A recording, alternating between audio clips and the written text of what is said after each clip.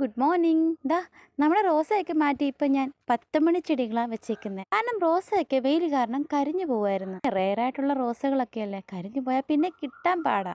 റോസയൊക്കെ മാറ്റിയിട്ട് ഇപ്പം എല്ലാം 10 മണി ചെടികളാണ് വെച്ചേക്കുന്നത്. കാരണം ഇതിന് ഇഷ്ടം പോലെ വെയിൽ വേണം. പിന്നെ ഒരു അഡേനിയം വെച്ചിട്ടുണ്ട്. ഈ അഡേനിയം എനിക്ക് സരോജം ഹോം ഗാർഡനത്തിൽ നിന്ന് ഗിഫ്റ്റ് കിട്ടിയതായിരുന്നു. മുട്ടയ്ക്ക് വരുന്ന ഉണ്ട്, നോക്കാം ഏത് കളറായിരുന്നു.